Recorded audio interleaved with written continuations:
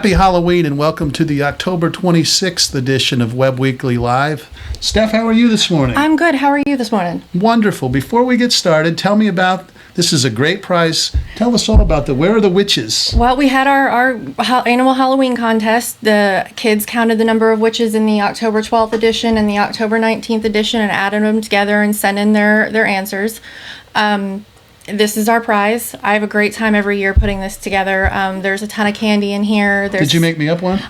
No. You are supposed to be working out and stuff, I am. so no Halloween candy for you. Okay. You can Thank steal you. some of the toys, but there's toys and How about cups the cup? Can I have a cup? I might have an extra cup. All right. Good. So yeah, the kids have already started coming in to pick up their prizes, and And it's they always have, great. and thank you. You do a wonderful job, Thank and the you. kids and the smiles and picking them up. It's a great contest, and I can never believe how many adults reach out to me. We can tell the count now, right? We can. We had there must have been one witch that people had some issues finding. So I actually took 130 and 129 as the answer because wow. we had some issues with that, and I think I might know which witch it was. Which witch it was? Which witch it was that people had Was trouble it the finding. Wicked Witch? So it was one of the more wicked of the witches. But yeah, so we ended up taking 129 and 130 as correct answers.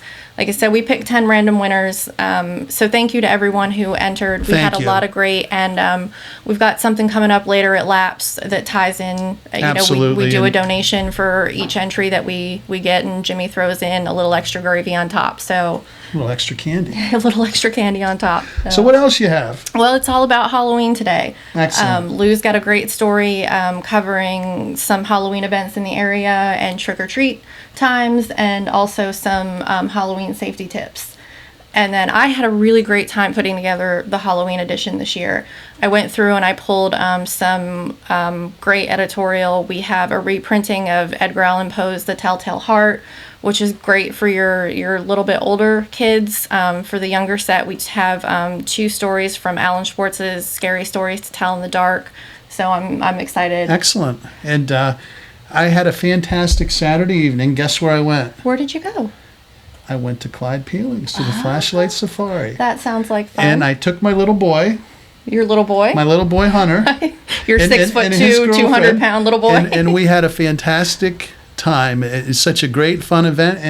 And I was told by many people I had more fun than any little kid over there. I'm not surprised by that at all. But a great job Juliana did earlier in the year promoting that. And it was a great crowd and a lot of people. It was just a lot of fun. Good. Sounds like a good time. Thanks. So now we have my favorite time of the day. Wonderful. Get to give away your stuff. This is fun this morning. Yeah. So I have a $25 gift card to Ichiban. Answer the trivia question. First person to answer below wins the prize. Easy peasy. In what country did Halloween originate?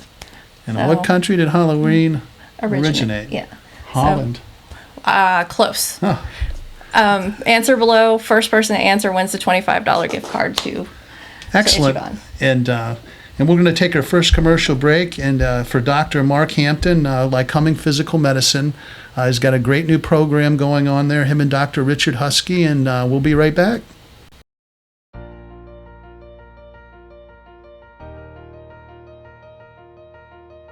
Hi, I'm Dr. Mark Hampton from Lycoming Physical Medicine. At Lycoming Physical Medicine, we're working with a medical breakthrough that's recognized around the world, amniotic stem cell therapy. It's a safe, effective way to treat joint pain. Before you have that invasive surgery, reach out to Dr. Richard Husky and my team and let us help you with that pain and discomfort. There's been over 50,000 documented amniotic stem cell therapy injections, and there's never been an adverse reaction with a single one of them. And welcome back. Steph, we have a busy day ahead. We do. Next up, we're going to sit down with Steve Schote from the Bald Eagle Project, and he's going to discuss the ongoing heroin epidemic and what he's seeing in the community, and then he's going to tell us about an upcoming presentation that he has at Loyalstock High School later this week. So. And tip of the cap to you, Steph. It's a very difficult issue, and we've done, I think, 4 parts now on the heroin epidemic, and I know what it did last week was very difficult, but I appreciate what you've done in organizing it, and well, it's always a joint effort, and the last week was really tough. It was equal parts pride and heartbreaking, and Steve's a great way to end the series. We started out the series with Steve Shope, and we're going to end it with him. But I think the key to that is education, and we're going to start out with education, and we're going to end with education. So. I think that's the right, great approach. And at the end of the show today, we have something sort of exciting. We have Lycoming Physical Medicine, Dr. Mark Hampton, sponsoring the show today, reached out. We actually did an infomercial. And our first one ever, and what it's perfect timing. We're featuring Bud Yost, who was a Penn State linebacker back in the 60s, paid for Rip Angle, and it's interesting on a new process they do over there, and I think it's something that people will be surprised about and how easy and the availability of it. So that sounds great. Yeah. So I guess we should get after it, huh? Yeah, we're going to take a quick break, and we're going to come back with Steve Shope.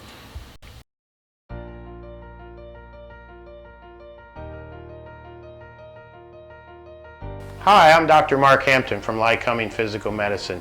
At Lycoming Physical Medicine, we're working with a medical breakthrough that's recognized around the world, amniotic stem cell therapy. It's a safe, effective way to treat joint pain. Before you have that invasive surgery, reach out to Dr. Richard Husky and my team and let us help you with that pain and discomfort. There's been over 50,000 documented amniotic stem cell therapy injections, and there's never been an adverse reaction with a single one of them.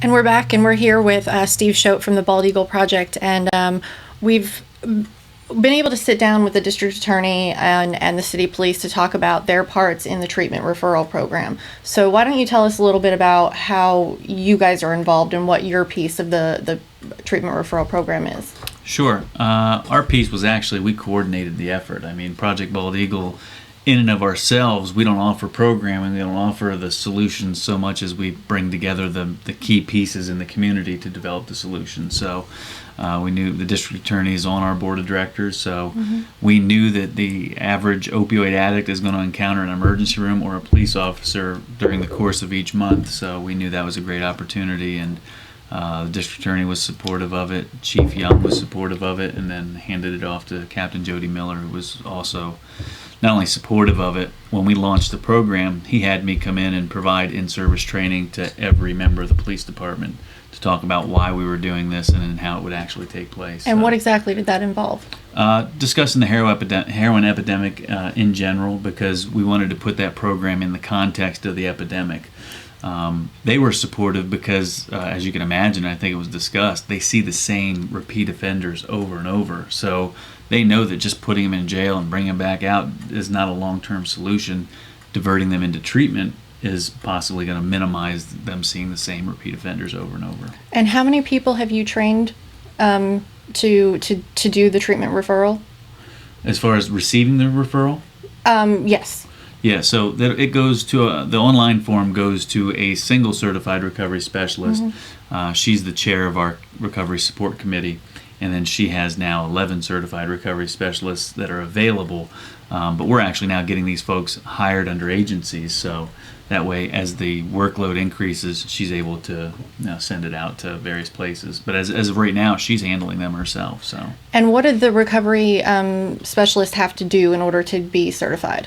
They had to take training that was certified by the state. There's like 11 modules that they have to have. Some people who study treatment or counseling as part of their college education may have those components within their coursework. They would qualify. But once they complete the modules, then they can send in their application and take the state exam. And upon successful completion of that exam, then they're certified for 2 years. And then they have to do continuing education every 2 years to recertify. So, the one thing I've noticed, Steve, is the community. Like when you started out, like anything new, you might get a little resistance from certain areas, but the community's really wrapped their arm around this program now, and it seems to be, from no matter what aspect you're going, it seems to be supported. It is, and across the country, people that have been in the fight longer than we have all said, this is a complex issue. It hits every segment of society. Nothing short of a comprehensive solution is ever going to work. And that's why I had actually sent you the email, because you demonstrated that with your interviews. I mean, you're bringing in all these different people to show this epidemic from all these perspectives because it is that complex.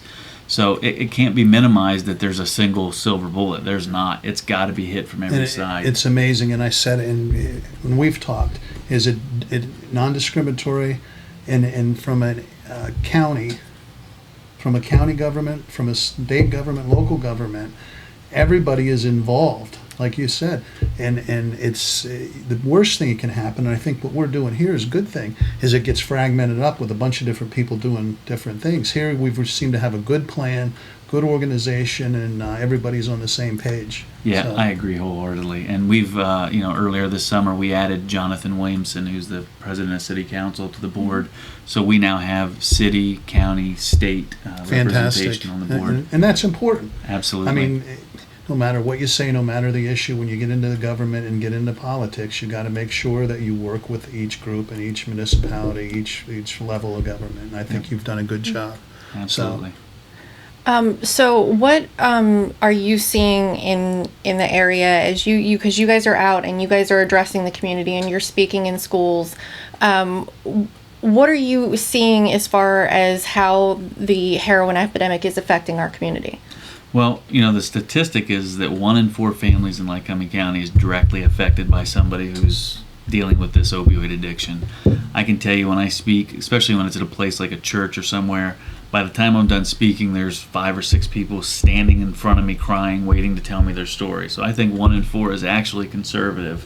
I think it's far worse than our statistics show. And it's hard to get real solid data on it. But first of all, the families that are dealing with it are feeling validated because now somebody's telling people, hey, this is a disease, and they feel a little more easy asking for help and talking to other people about it. But also it is bringing people out of the woodwork to actually help start addressing the problem itself. That's great. What is your advice for parents that are, not necessarily even have children who have problems, but just to prevent that?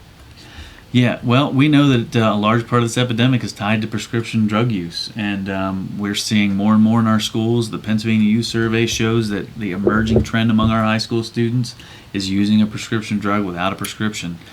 Whether it's an opioid prescription doesn't even matter. They're becoming desensitized to this idea that it's okay to take prescription drugs.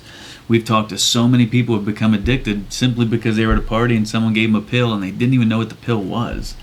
And it's commonly Percocet and Vicodin, and the body does not know the difference between heroin and Percocet. So an opioid is an opioid. So if you're starting with a prescription, again, body does not know the difference. And parents out there, I got to say it straight up to you. Know where your prescriptions are. Make sure they're safe, locked away. Don't think that because little Johnny or little Jill's such a great kid that they're not going to get a hold of a prescription and they're not going to maybe pass it out or use it. And it might not be your son or daughter. It might be somebody visiting your house. Steve, you want to jump in on that? Because Absolutely. parents, I hear from frustrated parents that what happens at their house, and jump in on that, please. Yeah, I mean, I think I said to you one time with the Second Amendment cup there, we have guns, we keep them locked up, but no one keeps their medicine cabinet locked up. 70% of people who are abusing these drugs are getting it from somebody else's medicine cabinet. So, we keep the guns locked up, medicine cabinets free range, and we know people are actively going in. And I have heard stories from people about prescriptions for animals that have been taken and used by young adults. These weren't high school age kids. These were younger adults that got something from a farm. I'll leave it at that. I don't want to. It's crazy. The fact is, I've heard this once said that someone who has an opioid addiction is the best problem solver in the world because they are going to figure out every possible scenario, every possible way to get that drug. And you're right, they're figuring out all these little things that the average person would have never crossed their mind. And I've mentioned it before, and I'll mention it again, as far as your prescriptions, when you're done with them, get rid of them. There are med return drop boxes all over the county. They're in the police department, they're in the sheriff's department, the DA office, the courthouse. They're spread throughout the county. When you're done with your prescriptions, if you have anything left over, just get rid of them. Don't let it become a problem. And don't flush them. Don't flush them. Definitely don't People flush them. That still amazes me, but what will all the problems with that? Yeah, anyway, definitely. what else we have, Steph, for Steve? Well, I think we're going to take a quick commercial break, and then we're going to come back and talk about an event that he's got coming up. Wonderful. So we'll take a quick break for Rennie Road Armour Insurance. Allstate Insurance, been around a long time taking care of people. Randy Roderhummel, Allstate Insurance. It's all about family, all about service. Jessica Steinbacher, you're here a lot of years as the office manager. Who are the other ladies that are right here with you? Well, off to my left is Sheila Hunter. She's been with us about 10 years now. She's a customer service representative. And this is Becca Berry. She's our front desk go-to person. And they're both integral parts of our everyday flow here at the office. You know, you have a lot of benefits here at Randy Roderhummel, Allstate. One is the drive-in claim center. Explain that to me. Yes, we have an adjuster here twice a week that will actually inspect the damage to your vehicle locally, conveniently for you. And what about claim satisfaction guarantee?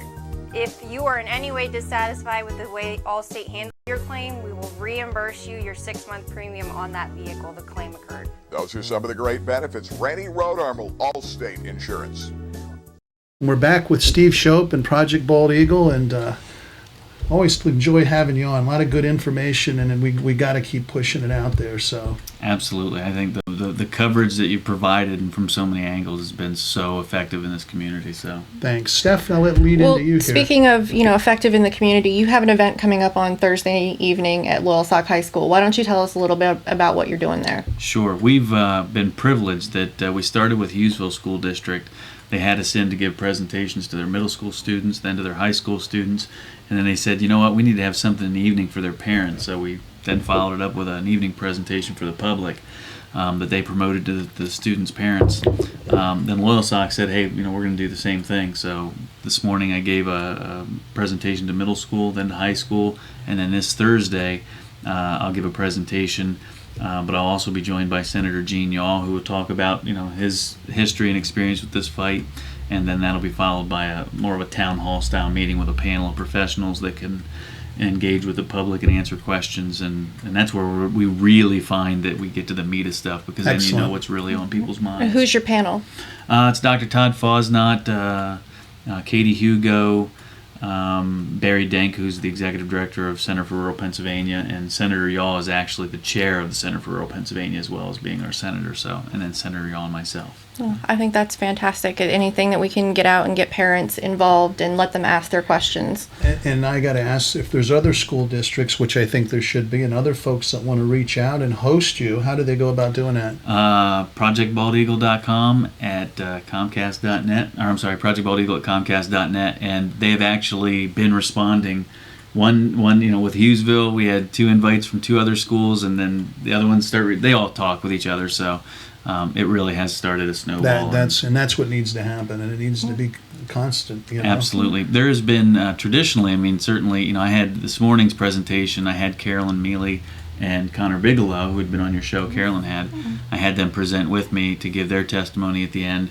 And the fact is that her son never had the luxury of having somebody come to his school and talk about it, because this was not on people's radar. So drug education does not address this opioid epidemic, and we've got to get it out there. So the schools are key. And I'm sure you watched, we had Carolyn on last week, and very heart-wrenching, tough. Yeah. But it has to, I can't tell you how important that is for somebody to take the lead like she's doing, because it just puts a face to the problem, and I wish it wasn't her face, but I think she's the right lady. Yeah, there was a Q&A at the end of our presentation, and somebody had asked why we don't hear more from these 1 in 4 families that are affected by it, and I said, well, 2 reasons. 1, there's stigma, so people don't feel comfortable coming out.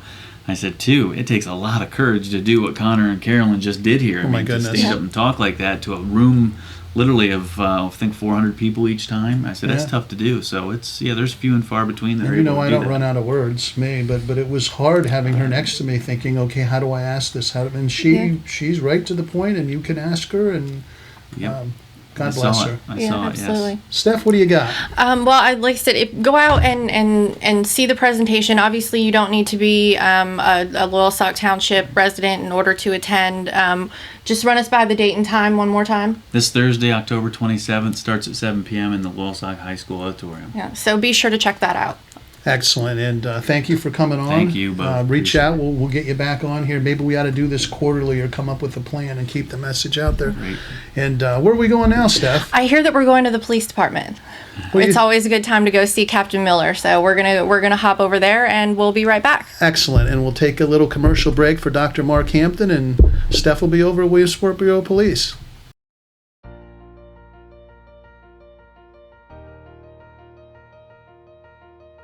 Hi, I'm Bonnie Propes. My husband and I raised 3 boys, very active boys, and I was a physical education teacher for 31 years.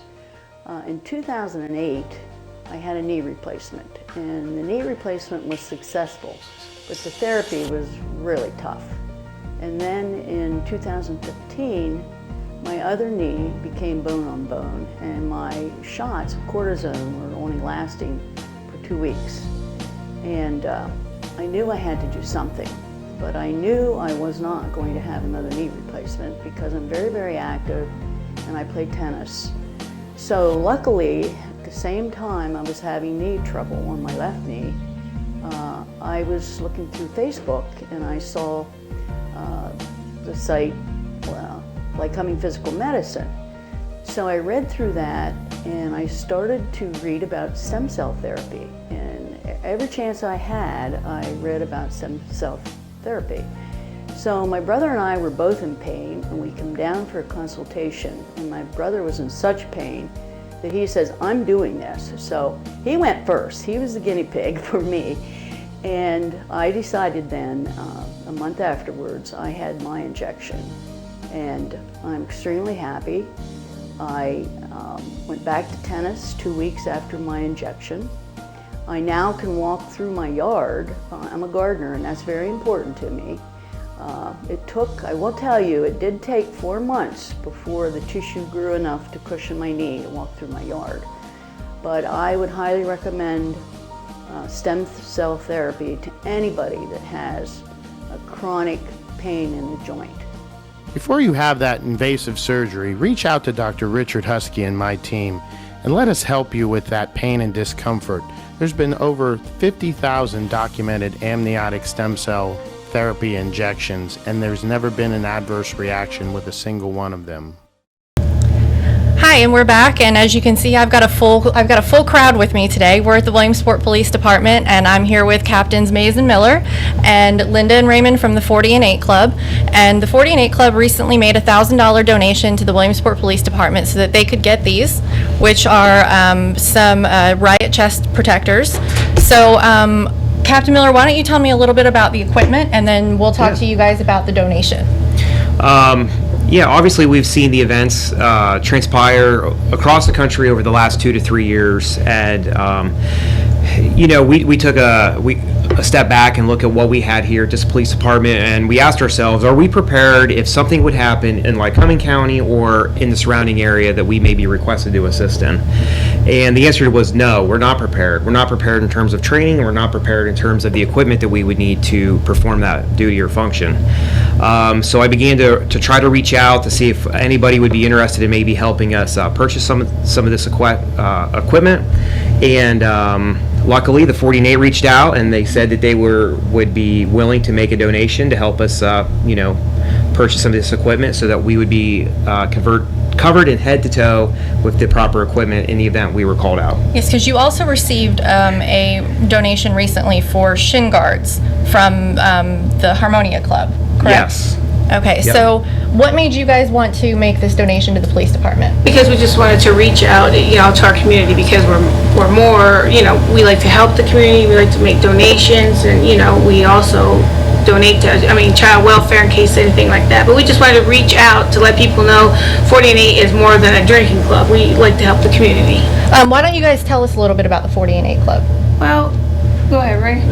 It's connected with the American Legion, post number 1. It's American Legion is one outfit and the 40 and 8 is another. They're both members of We're like a sister club to the sister American club Legion. Yeah, the American Legion. We're child welfare, help nursing, with nursing, what people call, write a letter, and then they we help donate towards their nursing.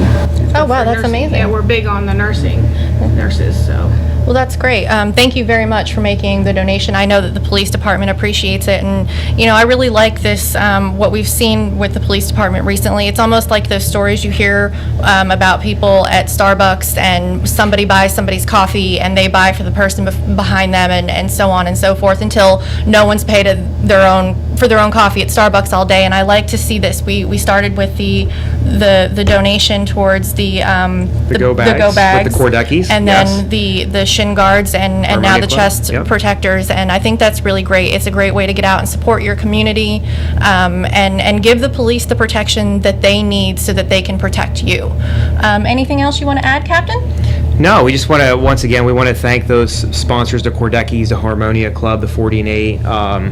Unfortunately, running a police department, I'm learning very quickly, is very expensive. The amount of needs, the amount of technology, the amount of things that we need to do a top-notch job and to be professional and to really try to provide the best services we can for this county, it's expensive, and it's really beyond what the citizens of Williamsport themselves can do. I mean, we greatly appreciate the citizens and what they do for us. But when we can supplement some of those needs with a private organization or a private donation, it just really helps take us to that next level. So it's a heart-warmed thank you to you guys and your club. We really appreciate it. And if there's anyone else that actually would want to step up and would want to try to fill a need like this, we definitely would be willing to talk to them. Yeah, I think that could be a great project for any of the local service organizations. If you're looking for something to do, please don't hesitate to get in touch with Captain Miller. I'm sure he can lead the way on what they need and what they can use. And again, thank you guys from the 40 and 8 Club. It's always appreciated. Thank you for sitting down with me and taking the time. We're going to take a quick break, and we're going to come back with Juliana. She's going to be over at the Lycoming Animal Protection Society, or LAP. So we're going to cut to Juliana. And Juliana, if you want to bring me, a little warm fuzzy kitty home, I'll take it.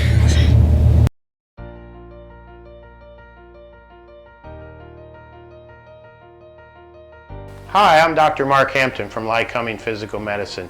At Lycoming Physical Medicine, we're working with a medical breakthrough that's recognized around the world, amniotic stem cell therapy. It's a safe, effective way to treat joint pain. Before you have that invasive surgery, reach out to Dr. Richard Husky and my team and let us help you with that pain and discomfort. There's been over 50,000 documented amniotic stem cell therapy injections, and there's never been an adverse reaction with a single one of them. Hello, I'm Juliana from Webb Kids. This week I'm at Lycoming Animal Protection Society, or better known as LAPS, and I'm here with Flo. Hello, how are you doing? I'm doing fine, Juliana. How are you? Good, thank you for asking. So what do you do here at LAPS? Well, I'm a volunteer that I come in and I'm a med giver. Some of our cats are under doctor's care and they need medication twice a day. And we have 2 shifts a day come in. And we're all volunteers, and we all take care of the cats whichever way we can, and they take care of us. So what does LAPS do for the community? Well, because we're a nonprofit organization, we're very involved in the community trying to help these cats and people that can no longer keep their cats. So we try to accommodate people that maybe are moving and cannot take their animals with them, or we get strays, and so we work with the community to do that. So are you full right now for as many cats you can take in? Yes, we have 78 cats today. We actually adopted 2 out and got 1 more in. So that's good. Yes. We have a waiting list for anyone that needs to get their cats in here, but it is unfortunately a 6-month wait. But we try our best to accommodate if we at all can. So I heard you had a kitten room. Oh, can you yes. take us there? Sure I can. Well, I have a really quick way to get over there. Really? Actually. Yeah. How? Snap magic. Have you heard of it? No. Well, it's where on 3 I count down, and then we have to jump, and then when we land, we snap, and then we can automatically be over. Oh, okay. You ready? You want me to do it with you? Yeah. 1, 2, 3. That was marvelous. I've never done that before. How many cats would you like to take home, Juliana? I don't think I'm allowed to take any home. Well, I was talking to Mr. Webb, and he said you could take at least 3. I don't think my mom would let me. Oh. Well, so how can people help take care of the cats with donations? Well, we have a few options for people. We have what we call our wish list, which we're in dire need always of food and litter. We have a membership application if someone would like to become a member.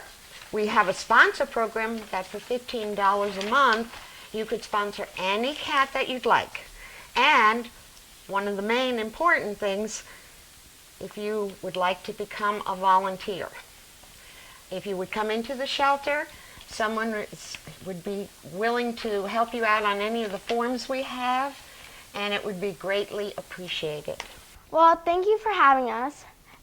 Webb Weekly has a Halloween contest each and every year, and this year we did Where's the Witches? And for every kid that enters the contest, we donate $1 to LAPS, and so we got $500 for you. Well, thank you very much. On behalf of our board and every volunteer here, this is much appreciated. Well, happy Halloween, everyone.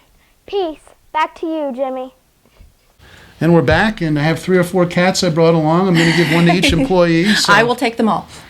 Eric may get upset about it, but I'll take them all. Well, that'll make it easy, because I don't think that Juliana's mom's going to be real happy when I send the cats home with her. But hey, again, she does a fantastic job, and I'm just glad that we can tie your Where Are the Witches program. You do something every year, and we always usually choose. Well, tell us about. Well, we bounce back and forth between LAPS and the SPCA. So we did the SPCA last year, so LAPS is getting their turn this year. So we're excited to help them out.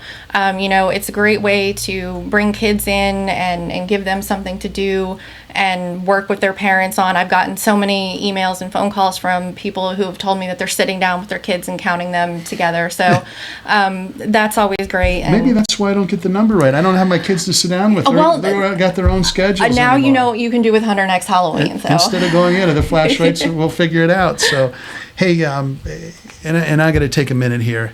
Hey, let's be safe out there. We have Halloween coming up, and it's a great event for the kids and for parents alike.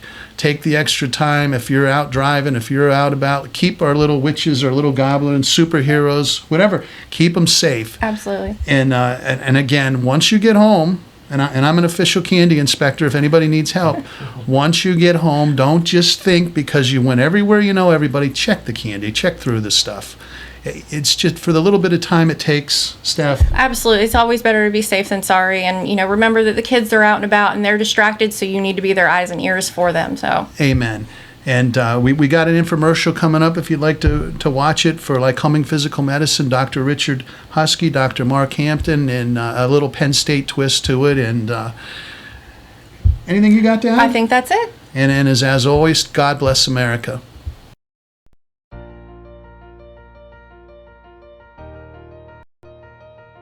Hi, I'm Dr. Mark Hampton at Lycoming Physical Medicine. One of the things I love is I am blessed to meet a lot of great people in my practice. And one of them here is Bud Yost. Bud, you played for Rip Engel back in the 1960s, didn't you? Yes, I did. Played 31 games for them. Back then, freshmen weren't able to play. They had a regular freshman team. So we only had the opportunity to play 10 games a season or bowl game if we had a good enough season. Well, that's fantastic. And playing all those games, I'm sure that took a toll on your body. Tell the folks what was happening with you before you came in to see Dr. Husky at Lycoming Physical Medicine. Well, I've had 13 major surgeries. I've had 2 knee surgeries and a knee replacement. I've had 2 hip replacements. I've had 2 shoulder surgeries. I've had different surgeries from pushing out, hernias. But when I came in to see you, I had a hard time even just combing my hair because my shoulders were wore out. They were done. And I needed to come up with a better solution than the shoulder replacements because most of them aren't very successful, and I was trying to look for something that might work a little better. And Dr. Husky did a procedure on the shoulders, which were amniotic stem cell injections. So tell the folks how the amniotic stem cell injections worked for your shoulders. Well, it really surprised me because he did the shot back from behind into my shoulder, and Jesus, I didn't mind the pain at all. You know, it didn't hurt hardly at all, as far as I was concerned. And a couple of days, 2 or 3 days later, I could start feeling a little bit of difference, and then within a month, I was doing things I just couldn't believe I could do. I mean, it got to the point where I was combing my hair like this. Now I could reach up like this, no pain. Before, I couldn't even sleep at night. I'd sleep on a shoulder and I'd wake up and it would ache real bad. I'd roll over on the other shoulder. I was up probably 2 or 3 times a night. Now I sleep 8 hours, so it makes a big difference. So would you recommend amniotic stem cell injections to other people that were suffering with the same thing? I would definitely do that as a first choice on any joint surgery, yes, because you know you have such little risk involved with it, and that was one of the things that I was concerned with. I mean, after having 13 major surgeries, you got to figure maybe one won't go right, you know. And I thought, well, let's try this, and I'm very happy with it, especially with my right knee, because they did my right knee for me, or he did, and geez, back in the 70s, they told me that was my worst knee joint, and I had the left one replaced. So this one seems to be doing really well. It feels a little puffy, but no pain, and I don't care about that. Great. Thank you very much. You're welcome. Before you have that invasive surgery, reach out to Dr. Richard Husky and my team and let us help you with that pain and discomfort. There's been over 50,000 documented amniotic stem cell therapy injections, and there's never been an adverse reaction with a single one of them.